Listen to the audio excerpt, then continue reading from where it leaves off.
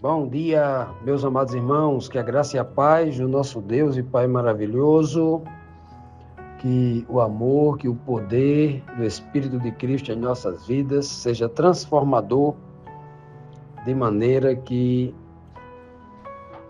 tudo que nós façamos seja para o nosso engrandecimento espiritual e para a honra e glória de Deus. Amados, hoje, quinta-feira, dando continuidade aqui à nossa lição de Isaías, com base aqui no capítulo 28, cujo título fala aqui da pedra angular que aponta para Cristo.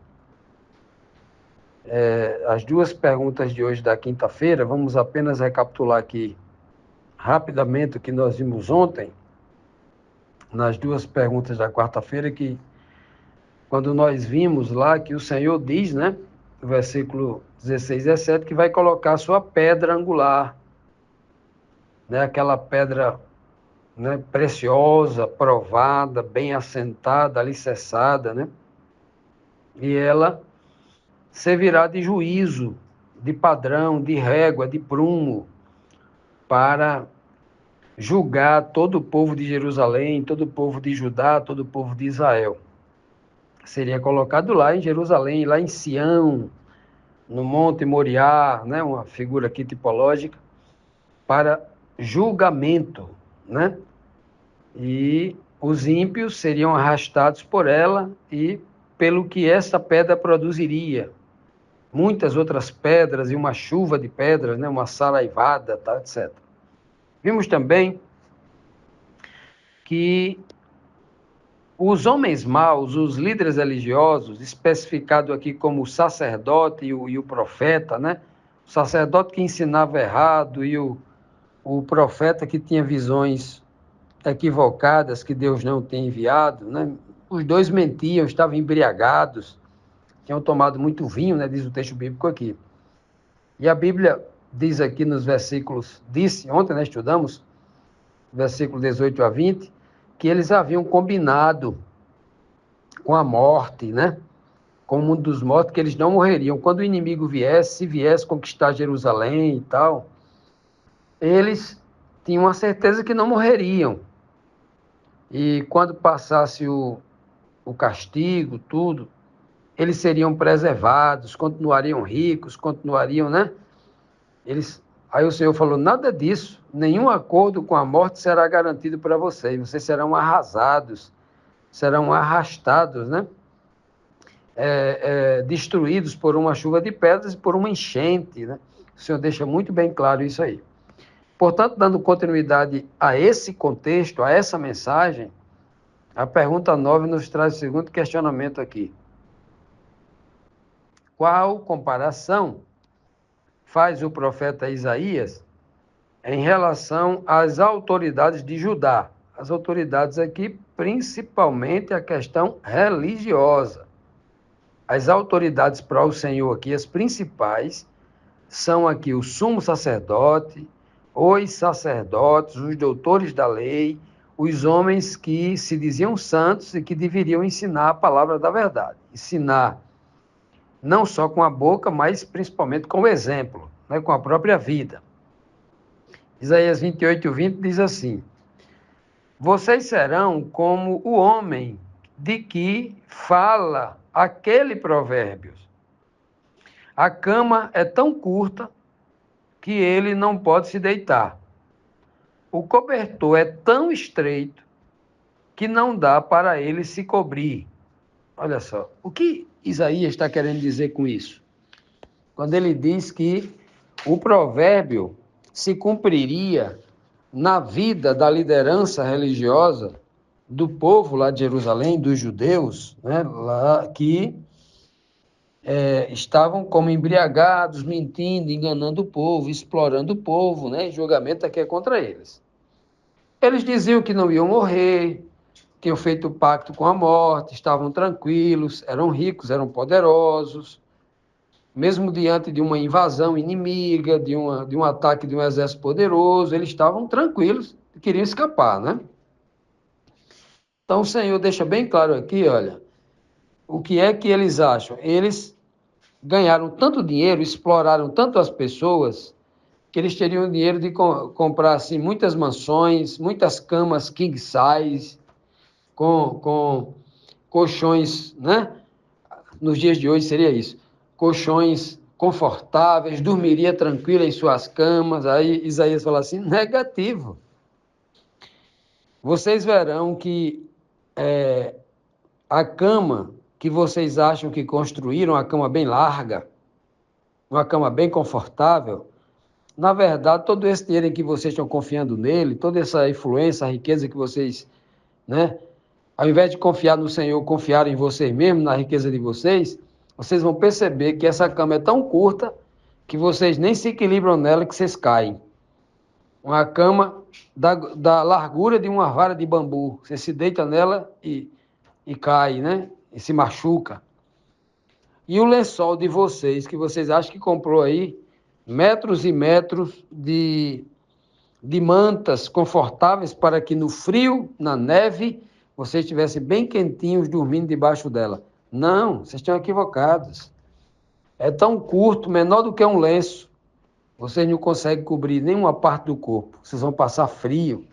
Então, tudo aquilo que vocês buscaram no mundo para trazer a vocês uma espécie de conforto, uma espécie de bem-estar, toda a confiança que vocês colocaram nisso, isso aí é incapaz disso dar a vocês um sono tranquilo, um descanso para a alma, ou um conforto contra o frio, né? O frio da intransigência, da falta de amor para com o próximo. É incapaz, né? Isso não atende o principal frio que o ser humano tem, que é a falta de calor humano, de amor. Todo ser humano tem isso. E o dinheiro não pode comprar isso, né? Pelo contrário, o dinheiro atrai muita falsidade, atrai pessoas que não amam de verdade, né? Pessoas que estão de olho no dinheiro e para atrair, para mandar matar, é bem ligeirinho por causa do dinheiro, né? Isso é a realidade. É por isso que esse provérbio citado aqui se aplica perfeitamente a essas pessoas que deixam de confiar em Deus para confiar nas coisas passageiras deste mundo. Aí só cabe o quê? Sofrimento. Continuando, meus amados, vamos aqui para a próxima pergunta, a 10ª, que diz assim: de acordo com o profeta Isaías, o que o Senhor irá fazer? O que o profeta aconselha às autoridades do povo judaico para fazer, né? Para parar de fazer, para parar de praticar? O verso o 21 e o 22 diz assim: pois o Senhor vai se levantar como se levantou no Monte Perazim. Ele vai ficar irado, como ficou no Vale de Gibeão. Ele vai realizar o seu plano misterioso, vai fazer o seu trabalho estranho. Portanto, parem de zombar. Senão, as correntes que os prendem serão apertadas ainda mais. Pois ouvi o Senhor, o Deus Todo-Poderoso, ordenar a destruição do país inteiro. Olha o testemunho aqui de Isaías, né? Isaías disse que viu no sentido de ouvir, ele viu quando o Senhor planejava tudo isso, escutou tudo direitinho, né? Isso é em visão. Então, Isaías fala aqui de forma bem interessante, mostrando que para esse povo, né, esses líderes religiosos que estavam achando-se já, né, uma vida de privilégios, achando assim que Deus ia livrar a cara deles, né? por causa do nome, por causa do posto, da posição que eles ocupavam, estão equivocados, né? Esses são mais culpados do que o povo. Devido aos privilégios, a responsabilidade assumida, o posto assumido, eles tinham mais culpa do que o povo comum, por não viver a palavra de Deus. Então, eles que teriam a cama encurtada e os lençóis também, né? Para não ter sossego nem descanso, descanso aqui no sentido espiritual, né? Que é o principal que Deus promete, descanso para a alma, né? Com a paz de espírito, com o refrigério, com a resposta, com o atendimento do Senhor em todas as horas de necessidade. Isso é uma verdadeira paz de espírito, né? É um verdadeiro descanso. Não a cama curta e nem um lençol que não consegue agasalhar para o frio. O Senhor vai se levantar, diz o texto aqui. E ele cita aqui duas vezes, o Senhor vai se levantar irado, como ele se levantou lá em Perazim, e vai ficar enfurecido, como aconteceu lá em Gibeão. Dos momentos onde a ira do Senhor se manifestou, a palavra ira aqui significa para os homens, né? Os homens entendem como uma ira, mas Deus não se ira, porque Deus não se ira como se ira o ser humano. A ira do ser humano é um desequilíbrio emocional, muitas vezes, né? Algumas vezes a ira do ser humano é em decorrência, em consequência de um sentimento de injustiça praticado. Ele fica irado quase que justamente contra uma injustiça. Mas Deus não. Quando a Bíblia fala que Deus se ira, é para que o homem entenda que o juízo de Deus vai cair, um juízo justo sobre aquele povo, sem misericórdia naquele momento. Que não houve um juízo de Deus que não teve misericórdia, né? Sempre o Senhor demonstrou misericórdia. Nunca destruiu o povo todo, né? Nunca. Então o Senhor sempre agiu com misericórdia.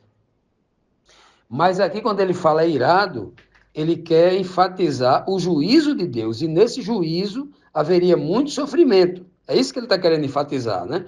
É tanto que ele vai dizer aqui algo que a gente vai falar aqui, um ponto muito importante, né? O Senhor vai colocar em prática o seu plano misterioso.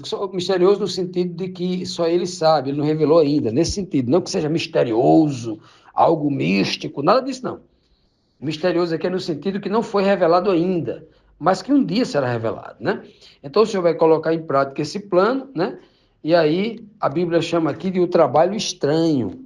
Outras versões vai chamar de o estranho ato de Deus. O que é o estranho ato de Deus? A Bíblia aplica isso, por exemplo, o momento em que ele faz descer fogo do céu, lá depois do milênio, né?